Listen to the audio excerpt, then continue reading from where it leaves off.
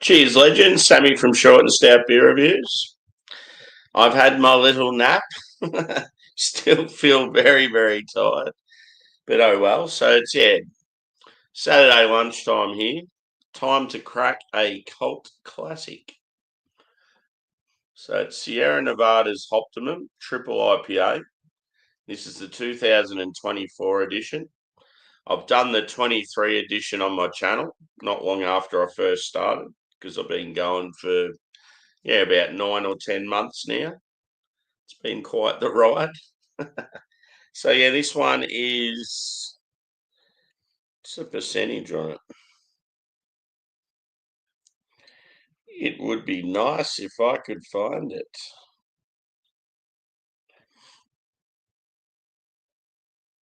11%. Just got on the side there.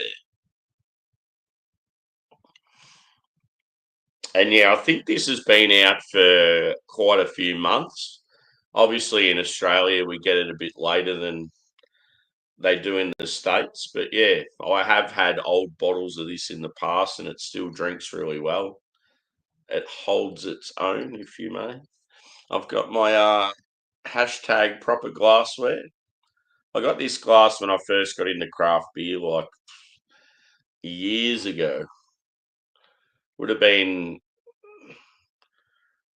I got into craft beer in 2013, I think, 2012. I reckon I would have got this around 2015. It'd be at least 10 years old, I reckon, this glass. Always a winner, very durable, quite thick. I reckon it's been dropped at least 5 times and survived. So let's crack this. Get into it. Get this weekend started.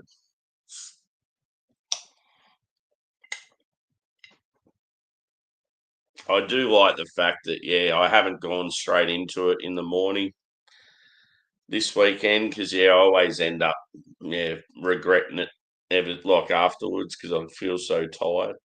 Cheers, Dan. Good to see you, brother. So I did that review straight after work, and went down for a few hours. One thing that is annoying is I got 2 beer deliveries today, and I missed out of them, like because I've been asleep. They don't normally come on a Saturday, and because it's like Christmas extended trade sort of thing, they've done deliveries on a Saturday today, and because I'm on night shift, I was in bed when they've knocked at the door. And instead of just leaving them like you'd think they would have, they've ended up taking them back to a supplier or something. So, pain in the bum. So, in the glass, it actually doesn't look as caramel as normal. Normally, it's more of a darker brown, I reckon. I mean, it might look it in the camera, but just in reality here, it's a bit lighter than usual. It's more of like a medium straw colour. Very active carbonation, about a 2-finger head. I'd say probably medium body. Very clean and clear. Only a touch of like chill haze. Let's go a whiff. Cheers, Brevis. Good to see you, brother.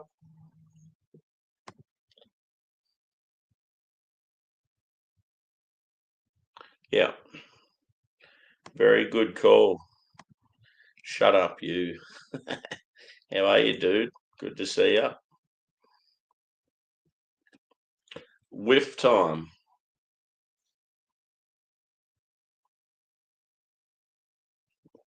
Huge grapefruit, huge apricot.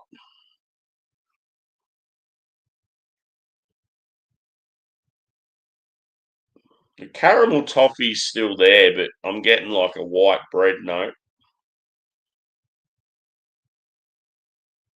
Maybe they've altered the base slightly. Because when I've had it in the past, it's definitely more of that toffee, but I'm getting like equally as amount bread. It's not like you're not getting that grainy touch or anything like that. Cheers, Adam. Why did you feel like an Aussie earlier, dude? Harry, that is. Were you locked up? Cheers, breath. So I'm getting a little touch of pine and grass, floral, and you get that little. There's a little spice note there as well. The lads. Cheers, boys.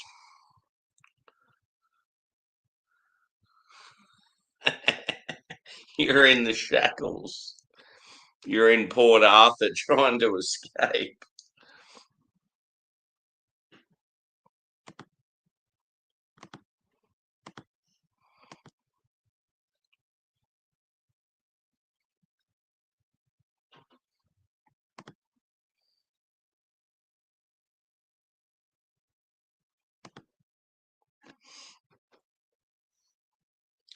See, I had a beer before, a Marzen, and it was really weird because it wasn't off. Like it still smelt, drank unreal. Even like the carbonation, like rising up the glass, but it just had no head.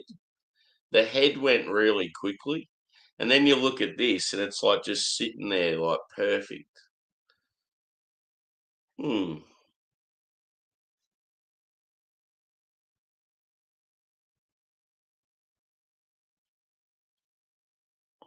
See, I still feel like the toffee's like the main note you're getting. That and like the grapefruit and the apricot orange. I think when I've drank this in the past, I've sort of said it's like you get like pithy grapefruit and then it's sort of like a blood orange. Shout out to Simon at Real Ale Craft Beer or whatever it is. What's he say? Fleshy blood orange. Except he says it in every beer.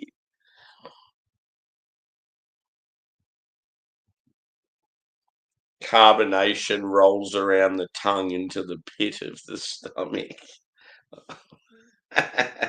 He's got so many little sayings that he says for nearly every beer.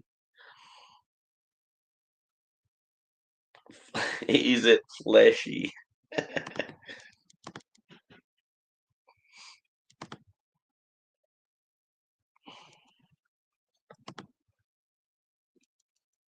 Yeah, that's a chocolate coffee caramel. Every stout, pretty much.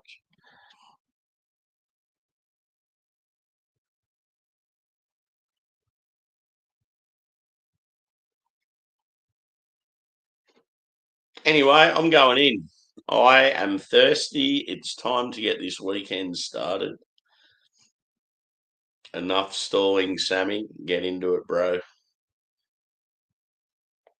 Cheers.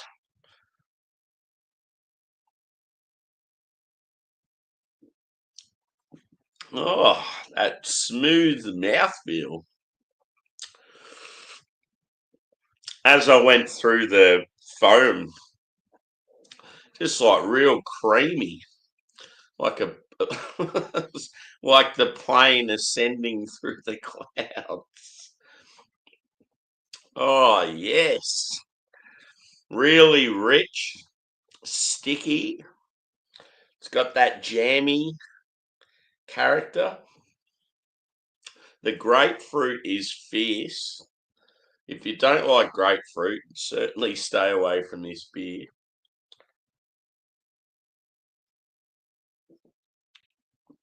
Very pithy, quite bitter. You get a little peppery note on the finish.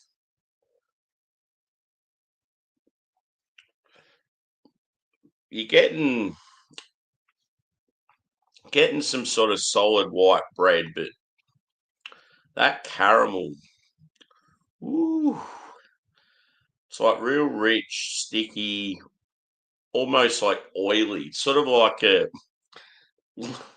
like resin bit in malt.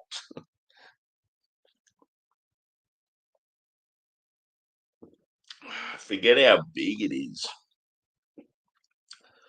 So on appearance, I said medium, but mouthfeel medium to full. It's quite robust, if you may. It definitely drinks boozy, like as in as in the booze isn't like too much, but after a few sips, you definitely know it's a big boy. I haven't missed anyone in the chat.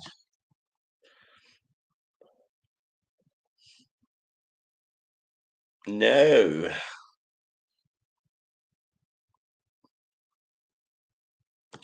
Yeah, I'm getting huge pith, huge bitterness that lingers on.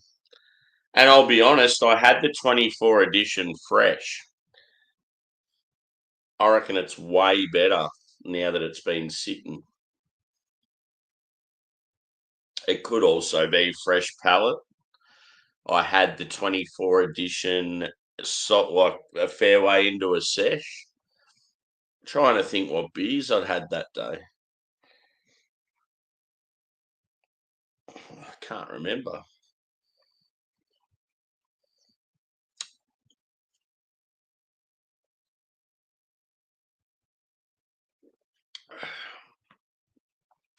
She's pretty warm here, boys. It's in the mid to high 30s. And for all you Americans out there, that is Celsius, not Fahrenheit. I've got to go for a stroll at some stage and get my boys some more tucker. Always fun needing to go shopping when you've had about 35 beers.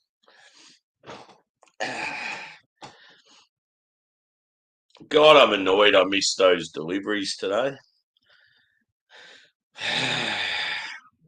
So frustrating when you're like during the week, I obviously have I've got a good solid relationship with my main postie that always drops off my beer stuff, and he knows that I work rotating shifts. So if I don't answer the door and I haven't left him a note or anything, he knows I'm either at work or I'm asleep. And it's like he does the right thing. He still knocks. He hangs around for a little bit, and then instead of writing these stupid notes and taking the beers away, and then you got to fucking go to all this effort to get them back, he'll like leave them in a good area for you. And yeah, like it works. It's like a thing we've had going for years. But then you get this, I don't know, like another person might do his route one day, or yeah, like you get this random Saturday one like today, and yeah, like I had 3 parcels.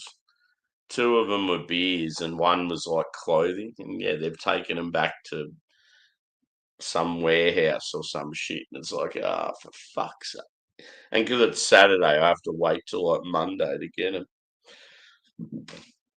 I know one of them was Mountain Culture beers. It had 2 Westies and 2 Hazies.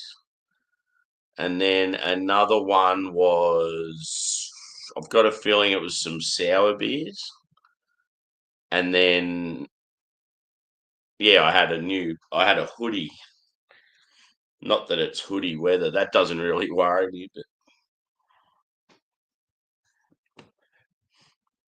they get a bit funny in Australia with the whole leaving alcohol behind. Worried that it's kids buying it and stuff, but it's like, surely with the amount of stuff I get delivered here and it's always alcohol, it's like, wave it through. It's all good.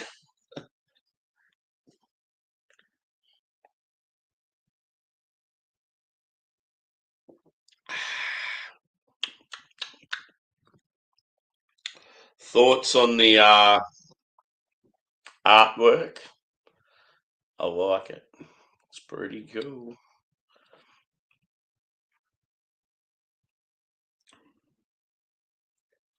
That'd be a cool Halloween dress up. I'm the Hoptimum guy. Yeah, that's where it works for you, dude. If you're in a small business, you can do that. because I'm in like a larger company, if I had stuff sent to the business, they'd just get the shits up. The Probably the job or two I've had before the one I'm in now, I reckon I could get stuff sent to the workplace, but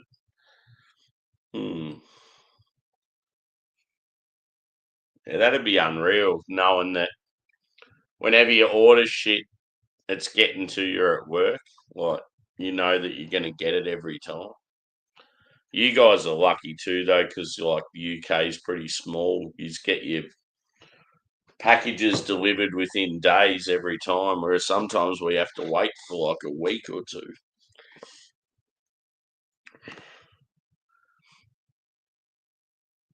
Yeah, exactly.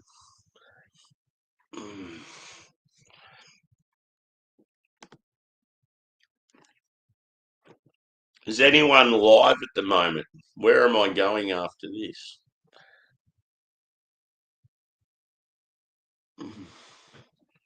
I'm certainly off to a good start with an 11%. Obviously, the Marzen this morning was good, and that was an 8%. But as Sammy needed a couple of hours sleep, that one's still not in the system.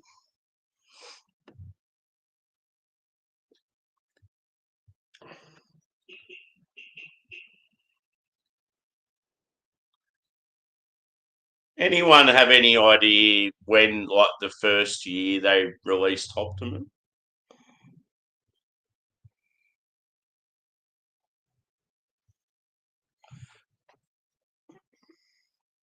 I love with, like, say, the likes of these guys and founders and some of those old school US craft breweries, how they have those limiteds like this. And yeah, they're just solid every year they come out. You know they're going to be a banging beer. I know, like, when it comes to founders, a lot of people have gone off them and that for obvious reasons, but we actually don't seem to see many founders beers in Australia. Remember when I first got into craft, they were, yeah, very popular.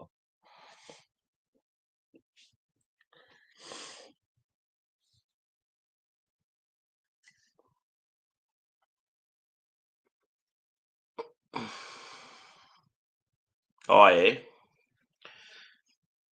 yeah. When last time we had the Gabs Festival in Melbourne, it's one of the best beer festivals there. Sierra Nevada actually had a stand, and so did Cloudwater.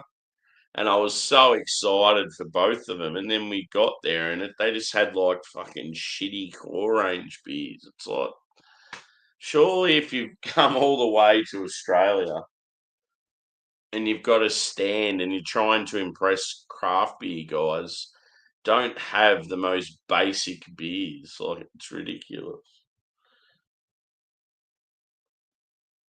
I just remember, yeah, Cloudwater had these real average, like just pale ale and something else. It's like, oh, for God's sake, there's no point you even being here. At least Sierra Nevada had like one of the torpedoes and something else. But yeah, I just remember both stands being very, very lackluster.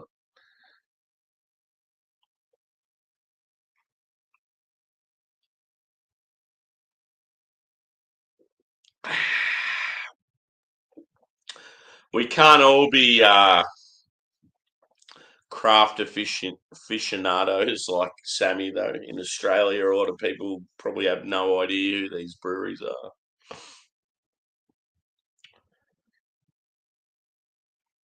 I definitely think, as an Australian craft beer consumer, my knowledge of worldwide stuff's definitely elite compared to most people out there.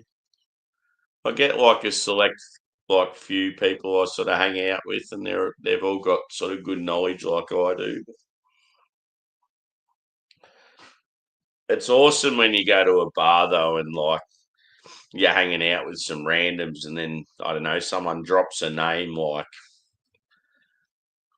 I don't know, Savicium or something a little left field, and you're like, oh yeah, I know those guys. They're up in Norway. Just testing out the knowledge.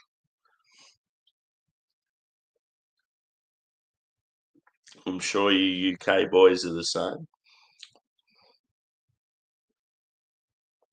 Yeah, Uncle Sink. He's like,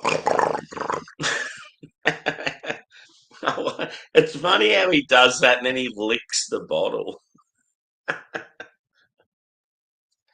He's got a fair following now, old mate.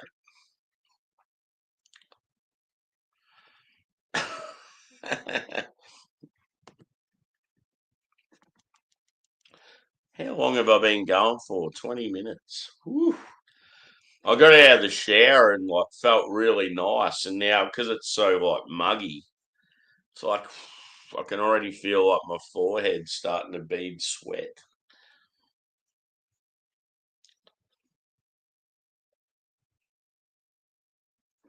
God, it's shit when you live in a house with no aircon.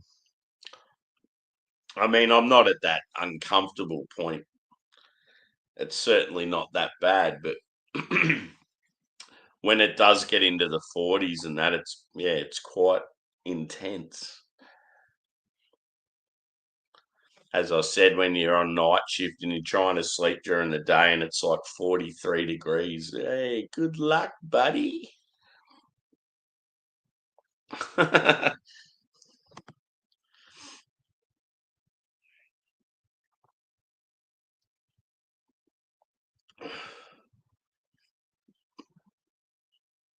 Uncle Sink is he is as bogan as they come, but he's a good boy. Definitely, you can definitely tell he's a Queenslander. Uh, I'm going to say I reckon he'd love rugby league. He'd he's probably got an old beaten up Commodore, like as this is a car, like a Holden Commodore. I reckon he'd do burnouts in his spare time. I'm going to say he's probably some sort of tradie. I reckon he'd work hard during the week and then he'd play even harder.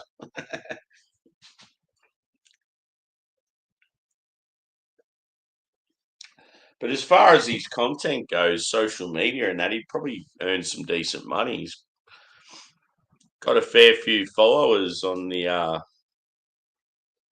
what's he do? TikTok, Instagram, YouTube. I think he's on all of them.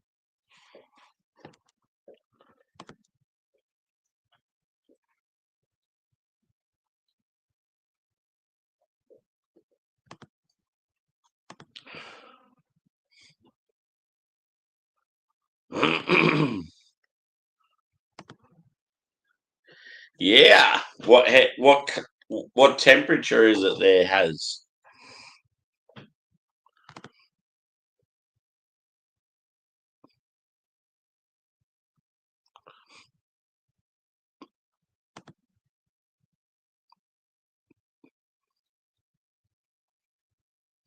Who's this? Is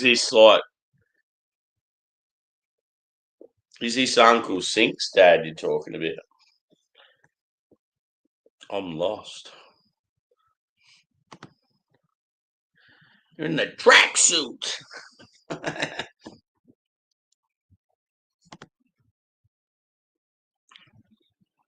Ah, yes.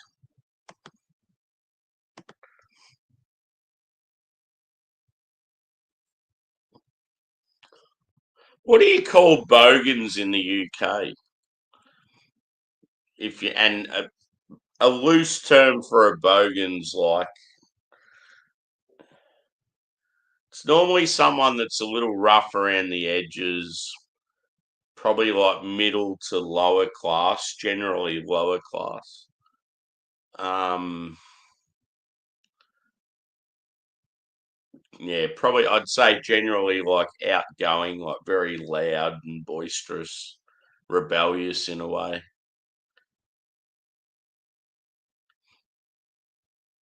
Just like I don't know, like a real blokey bloke type figure, probably says stuff degrading to women and to other ethnic groups and stuff. I don't know what if it's a term used in other countries or see a lot of Australians have that bogan sort of behaviour in them, but yeah, there's sort of different levels of it. I mean, when it comes to like a party, I like to chug beers and get a little rowdy and stuff, but yeah, I certainly wouldn't consider myself a bogan.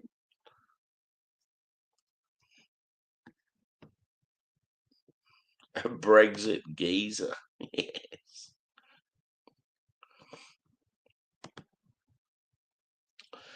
Ah, I just realised I finished this beer and I want more.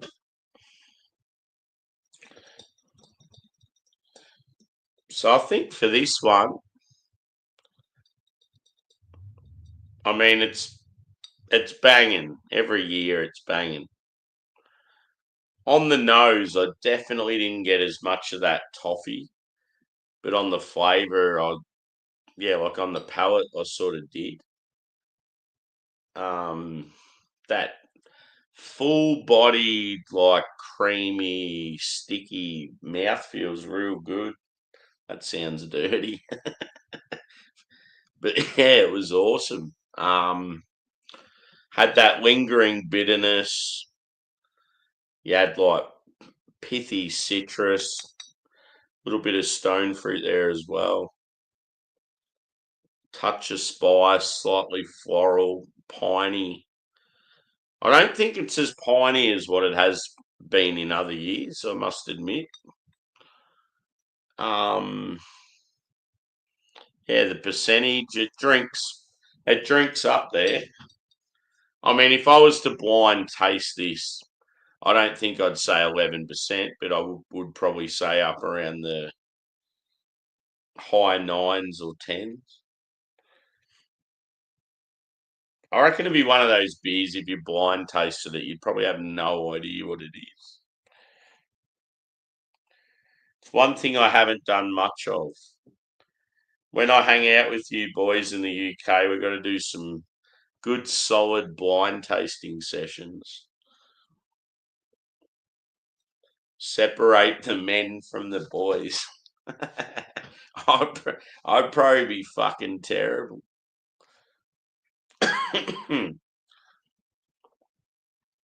be one of those things, I reckon, when you do it, sometimes you'd absolutely nail a beer, and then there'd be other times you'd be like so far off it's not funny. A chav. Hey. Yeah, that probably makes sense. And traditionally, they're probably from Brummy, like Harry, driving around in a van listening to like the streets.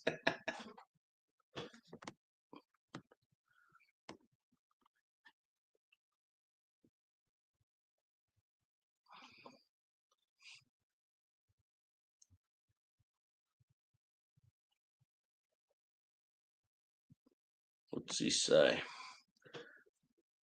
Oh, I'm struggling to read. I'm so tired. Sure Shot not only have done that range collab, but done a. Oh, really? That's awesome. I'm not really like a Kath and Kim fan, but yeah, like I appreciate the whole, yeah, like the passion towards it.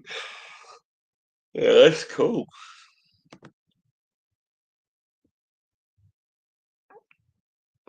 Oh, don't even don't even get me started on some of the lingo that the young ones are using there. I mean, we were the same when we were young, so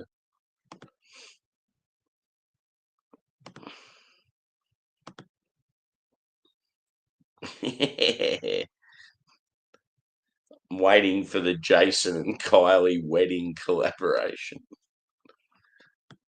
The wedding ale, it's going to be a big dirty saison.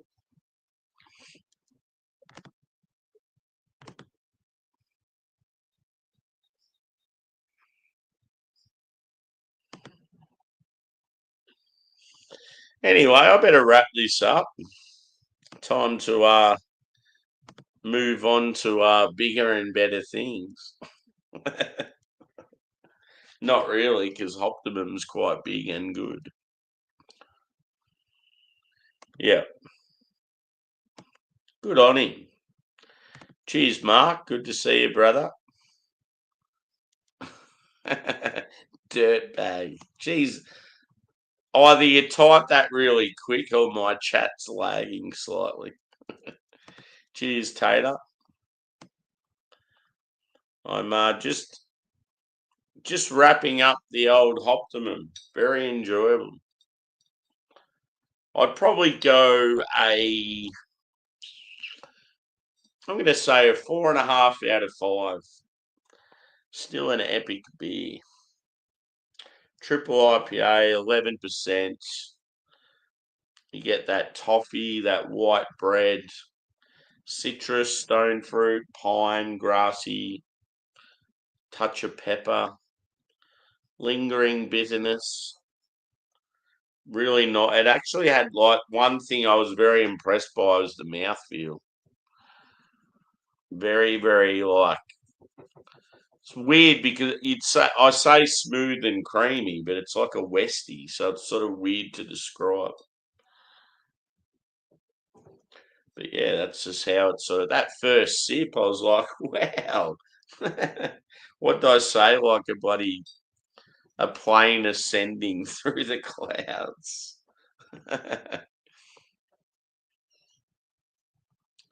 So yeah, 4.5 out of 5. No doubt I'll do the 2025 edition. It'll probably come out in the next few months.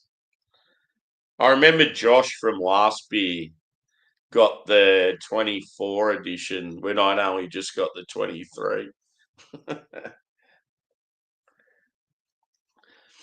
But yeah, thanks for chiming in, guys. Maybe some more reviews to come tomorrow, but not sure what's happening now. If anyone's live, hit me up. I want to know what's going on. I'm pretty keen to join some panels and get rowdy. But yeah, if not much happens, I'll maybe start something up myself. So yeah. Cheers.